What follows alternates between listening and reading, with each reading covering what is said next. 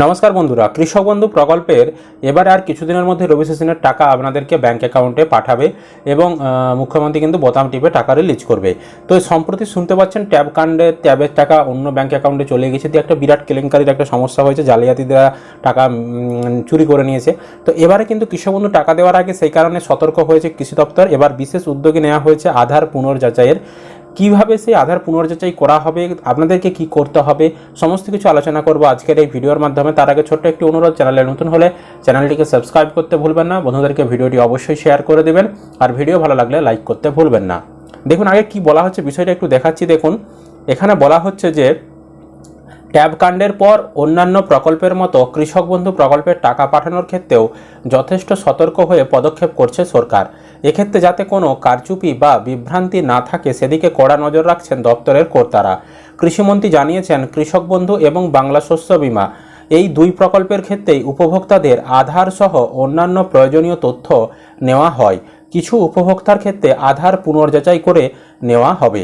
দেখুন, আপনারা যখন কৃষক বন্ধু আবেদন করেন বা বাংলা শস্য বীমাতে আবেদন করেন, সেখানে কিন্তু Aadhaar card, voter card, bank account, সমস্ত জমির রেকর্ডারে সমস্ত কিছু দিতে হয়। ইতিমধ্যেই কৃষি দপ্তরের কাছে সেই তথ্য রয়েছে, আপনাদের ভোটার কার্ড, আধার কার্ড, জমির রেকর্ডের তথ্য। তো এবার দেখুন এখানে আধার পুনর্যাচাই মানে হচ্ছে যখন কৃষক বন্ধুতে আপনার নামটা যুক্ত করা হয় বা বাংলা শস্য বীমাতে নামটা যখন যুক্ত করা হয়, তখন অলরেডি আধার যাচাই করেই আপনাদের নামগুলো যুক্ত করা হয়। ঠিক আছে, আধার কার্ডের সমস্ত দেখে যাচাই করে, ভোটার কার্ডের দেখে তবেই যুক্ত করা হয়। তো বর্তমানে যেহেতু এখন ওই যে ট্যাব কেলেঙ্কারিগুলো হচ্ছে, সাইবার জালিয়াতিগুলো হচ্ছে, অন্য অ্যাকাউন্টে টাকা চলে যাচ্ছে, সেই কারণে কৃষি দপ্তর সিদ্ধান্ত নিয়েছে যে যেগুলো কৃষি দপ্তরের মনে হচ্ছে যে এই কৃষকগুলো প্রকৃত নয় বা এই কৃষকগুলোর ফ্রড হতে পারে বা ব্যাঙ্ক অ্যাকাউন্টগুলো ফ্রড হতে পারে, বা কৃষকদের যে কৃষি দপ্তরের যেগুলো সন্দেহ লাগছে, সেই সকল কৃষকদের ক্ষেত্রে একটা যাচাই করা হবে। মানে আবার তাদের আধার কার্ড দিয়ে তাদের তথ্যগুলো যাচাই করা হবে। হ্যাঁ, ব্যাঙ্ক অ্যাকাউন্টের সঙ্গে তার ব্যক্তিটা সম্পূর্ণ কিছু তথ্য মিলছে কিনা, ব্যাংকের নামের সঙ্গে আধার কার্ড, ভোটার কার্ডের নাম মিলছে কিনা, যাতে যার নামে জমি সেই যাতে টাকাটা পায়, সেটা যাতে হয়, সেটাই কিন্তু কৃষি দপ্তর চেষ্টা করছে।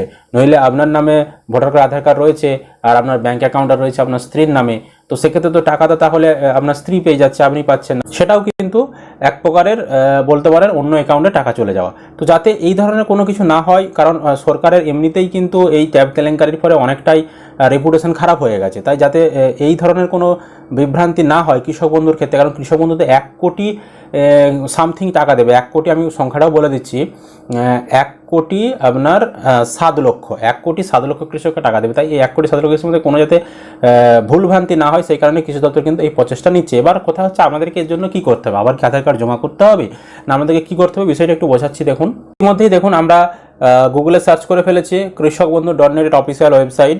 তো কৃষক বন্ধুর অফিসিয়াল ওয়েবসাইট আসার পর নিচের দিকে স্ক্রল করলে 2 নম্বরে দেখতে পাবেন নথিভুক্ত কৃষকের তথ্য বলে অপশন রয়েছে। এই অপশানে আপনি ক্লিক করবেন, তারপর সিলেক্ট অপশানে ক্লিক করে যে কোনো একটা option, voter card, Aadhaar card, bank account, mobile number, যে কোনো একটা অপশান আপনি সিলেক্ট করবেন যার মাধ্যমে সার্চ করতে চাইছেন।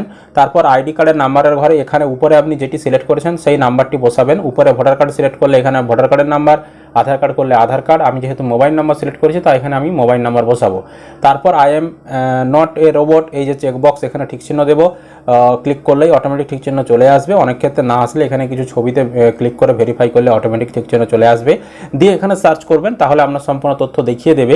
এবার আপনাদেরকে স্ট্যাটাস দেখিয়ে বিষয়টা বোঝাচ্ছি। দেখুন ইতিমধ্যে আমরা আপনাদেরকে কৃষক বন্ধু প্রকল্পের স্ট্যাটাস দেখাচ্ছি। এখানে একেডি আইডি, কৃষক বন্ধুর আইডি, ভোটার কার্ড, আধার কার্ডের নাম্বার, কৃষকের নাম, জেলার নাম, ব্লকের নাম, গ্রাম পঞ্চায়েত, গ্রামের নাম, কতটা জমি যুক্ত রয়েছে, স্ট্যাটাস কি, ট্রানজ্যাকশন স্ট্যাটাস কি চলে এসেছে, দেখতে পাচ্ছেন। ট্রানজ্যাকশন স্ট্যাটাসের ঘরে অ্যাকাউন্ট ভ্যালিড, মানে ফাইনাল ধাপ চলে এসেছে। এবার দেখুন যেহেতু আধার পুনর্যাচাই করা হবে, সেক্ষেত্রে আপনাদেরকে কী করতে হবে, এখানে দেখতে হবে আধার কার্ডের নাম্বারের ঘরে আপনার আধার কার্ডের নাম্বারটা সঠিক লেখা রয়েছে কিনা বা আধার কার্ডের নাম্বারটা লেখা রয়েছে কিনা আপনি দেখে দেবেন। তো অনেকের ক্ষেত্রে আধার কার্ডের নাম্বার লেখা থাকলেও হয়তো ভুল আধার কার্ডের নাম্বার এখানে এন্ট্রি রয়েছে। তো সেক্ষেত্রে আপনি আধার কার্ডের নাম্বারটা একটু মিলিয়ে দেখে নেবেন যে সঠিক আধার কার্ডের নাম্বারটা আপনার এখানে রয়েছে কিনা। আবার দেখুন অনেকের আধার কার্ডের নাম্বারের ঘরে এরকম ফাঁকা থাকবে।